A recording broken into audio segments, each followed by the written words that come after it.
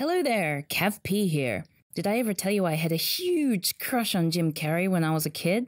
I think it was a 90s thing. I was too young and too disinterested to have been watching his early material on Saturday Night Live. No, what did it for me was Batman Forever back in 1995. 8-year-old me, who generally refused to watch anything that wasn't animated, was given free tickets to see the film with my friends. I begrudgingly went along and left a changed person. I'd never seen a grown man act like a cartoon character before, and such nice hair.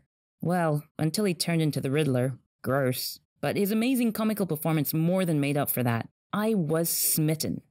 For the next 5 years or so, I was feverishly consuming anything with Jim Carrey in it that my parents allowed me to watch. And in hindsight, given my age at the time, I'm kind of surprised they let me watch any of them at all. I'd rent out the videotapes from my local video store and watch them over and over, laughing, admiring, wanting to be like him. One-liners like "smokin'" and "it was me" became part of my everyday lexicon with my friends who are also big fans. Yes, we were obnoxious little scamps. According to my memories of early Jim Carrey films, he was a comedy genius who could do no wrong. And although his style and breadth of performance has evolved and matured over time into some truly spectacular performances over the years, this fondness for the early days has never left me. So when I found out that an old friend of mine who grew up in the UK also had a childhood Carrey crush, we decided to do a marathon of some of these films for a nostalgia trip. Nope. Nope. Nope. Jim Carrey was annoying as fuck. Those famous few lines still hit their mark, but in the first film we watched, Ace Ventura: Pet Detective, we found ourselves absolutely repulsed by his over-the-top, self-indulgent performance, and even more alarmingly, utterly turned off. The plot of the story was forgettable at best and disgustingly ignorant at worst. This film that we both obsessed over as children because of Carrey's character's love of animals was a steaming pile of furniture-chewing horse shit. Yes, it was that bad I had to mix metaphors to describe it accurately. But on top of that, we doubted ourselves as children. We had both been bright kids, top of our classes. Surely even back then we wouldn't have been amused by this mindless flailing? Alas. Next on the list, we watched The Mask from the same year, not expecting much after our first disappointment. Jim surprised us yet again, as this time the Jim Carrey formula worked seamlessly. His performance was practically the same as the previous film, and yet somehow we did not want to gouge our eyes out with rusty nails every time his face moved. So it seemed that it wasn't just him that we couldn't stand now. Apparently there were certain criteria that needed to be met for him not to be rage-inducingly annoying to us as adults, and to us the Mask got it right this time. So what was it then? What was it about this man that we found so endearing as children? What was it about this man that adults in the 90s also found endearing enough that they paid real money to go to the cinema, this was before internet piracy had really caught on, and see his box office hit films? And what was it that made him work for us as adults in this day and age, only in certain instances? We wanted answers, although maybe not that desperately. We only got through those 2 films before we fell asleep that night. We are grown-ups now after all, and there's only so much excitement we can take. But our attempt at a nostalgic film marathon had left us with more questions than it had answered. So being the analytically minded people that we are, we decided to apply our logic and reasoning skills to a task that really didn't require them and crack the Carrey conundrum over a series of viewings of early Jim Carrey comedies. Our goals for each film were thus: 1. To analyze and understand why Jim Carrey had such a profound effect on our childhoods. And 2. To figure out what makes early Jim work for us as adults and what makes him cringeworthy. At this point, I'd like to welcome you to this review series that I lovingly dubbed the Jim Carrey-thon. I can only hope its contents give you some much-needed closure about your own childhood Jim Carrey obsession. And of course, I welcome your own insights and thoughts about the place of his films, both in the 90s and in 2019.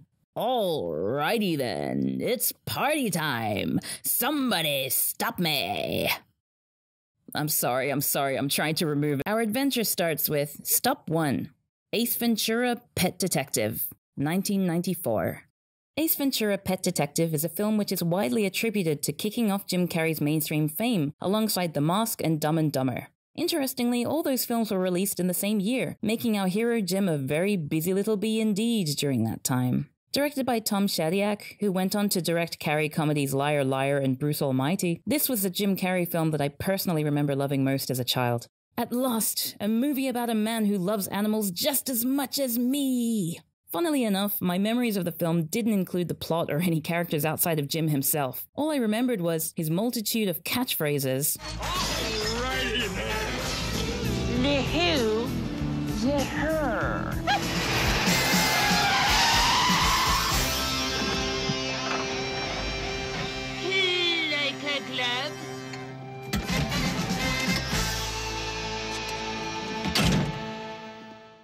That The Lion Sleeps Tonight song from the lovemaking scene, which I recognized as being on a well-worn children's cassette tape I owned at the time. And this scene.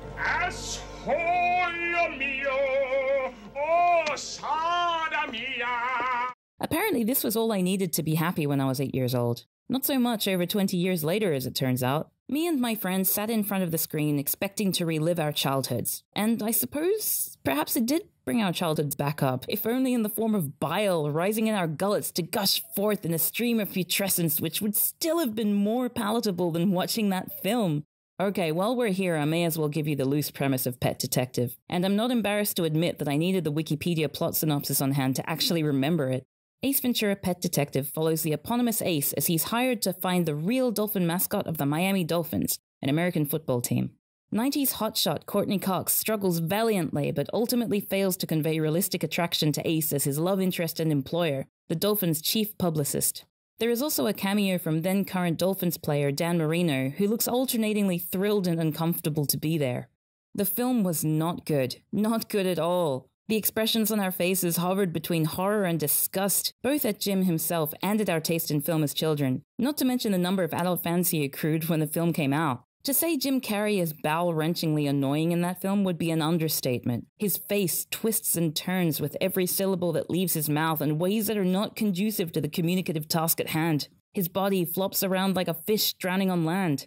What was apparently charming to me as a child drove me into a rage as an adult. My surprising desire to punch his smug face in ebbed ever so briefly each time he said one of his oft-quoted phrases, which admittedly still made their mark, or is that just the nostalgia speaking? But came flooding back the next time he opened his mouth at a bizarre, rubbery angle. If you're racking your brains thinking, no, he wasn't that bad, please take a look at this tiny snippet from the film. Hi, I'm looking for Ray Finkel. And a clean pair of shorts. What do you know about Ray Finkel?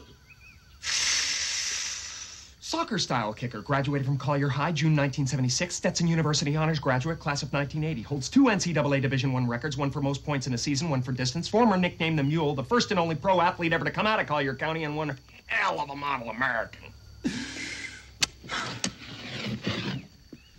Yeah, sorry about that. I'm now going to give a very big spoiler to the film's ending, but I'd hope that if you're watching this retrospective, you watched the film as a kid too. I'm also going to give you a content warning for sexual assault, because while it is played for laughs, some of the footage I'm going to show may be pretty uncomfortable to watch in 2019. So, is the film transphobic or just really, really misogynistic, or both? I had absolutely no memory of this element of the story, and when it happened my jaw dropped and stayed hanging. The resolution of the film hinges on someone who appears to be a woman, i.e. a well-respected lieutenant in the Miami Police Department, being revealed as a man in a dress, and the real culprit behind the missing mascot. While it's a matter of perspective as to whether the character subject to the transphobic abuse is actually trans and not just in a clever disguise, there's no doubt that the humor surrounding the twist of this character hinges on transphobic tropes. When Ace finds out the real identity of Lieutenant Lois Einhart, he goes through a huge song and dance of being disgusted that he kissed this person who is actually a man, in the way that only Jim Carrey can. And during the big reveal to the police, he basically sexually assaults and humiliates Einhart in a comical way, which as an adult I found incredibly uncomfortable. Stripping them down to their underwear against their will to expose the truth, while the other police just stand there watching. I suppose as a child I didn't really understand the very real threat of sexual violence against women, so I saw the comedy in the act, but I just can't see the joke in the same way now. I also had no idea at the time how complex gender is, so "haha, the girl is a boy" was a punchline that must have landed for me back then in a way that just can't now. On top of this, there's like 10 minutes of Ace prancing around a mental institution in a tutu, pretending to be crazy, which I will admit included the odd physical gag which relieved my own personal gag reflex momentarily, so I can see why that scene would have worked for me as a kid. But for 98% of the scene, I was mouth agape in sheer horror. As an aside, although in this retrospective review series I definitely want to acknowledge some of these awful jokes which were made at the expense of already vulnerable people, I also feel the need to acknowledge that to some degree this was definitely a product of its time. I don't think the transphobic themes or making light of mental illness were facets unique to Jim Carrey or his comedy films, so much as they were easy, safe jokes to be made in the greater cultural context of the 90s. Otherwise, none of Jim's magic would stand out from any other lowbrow comedy film with mainstream appeal released around that time, and that's simply not the case. I don't want to excuse Jim or anyone involved in this film for their carefree attitude towards punching down, especially when I'm analysing it for a modern audience whose enjoyment of the film might be affected by the changing times. My focus with this series is largely with the comic appeal of Jim himself, though, so when we're analysing what it was that made him as an entity funny then, and comparing it with what makes him funny now, I feel it's also important to focus on his performance within the films themselves and outside of their wider social context. As such, in this review series, I will introduce some of these gross elements in his films as they occur, but I will probably not explore them as deeply as I could, in favour of exploring Jim's characterizations within the films. Maybe someone else more learned than I am could take up the mantle instead? Back to Pet Detective! So, stomach-churning social themes aside, do the occasional moments of actually brilliant physical comedy and quotables in Ace Ventura: Pet Detective save the film from Jim's insufferable facial puppetry? Well, my friend and I discussed this in great deal over a few drinks after the conclusion of the film, and no, I don't think so. The film is nothing without Jim's performance, and Jim's performance in this film makes me want to swat his face. Ace's animal empathy wasn't enough to endear me to him this time. When I talked to others about my disappointing experience with Pet Detective, I was told that the sequel released the following year, Ace Ventura: When Nature Calls, actually does stand the test of time. I'm willing to have my mind changed. If anything, I absolutely refuse to believe that I was such a tacky child that to me Jim Carrey's performance in Pet Detective was the peak of comedy. Ace Ventura: Pet Detective. My rating, 1 out of 5 horrid quiffs. Have you watched Ace Ventura: Pet Detective recently? What did you think of it? Does it meet modern standards for comedy? Does Jim's magic still work for you in this film? Why not argue amongst yourself in the comments? If you enjoyed me grumbling about my Jim Carrey childhood burning to the ground from rewatching Ace Ventura: Pet Detective, you'll probably be disappointed by my next Jim Carrey-thon video because I actually really enjoyed The Mask. Stay tuned!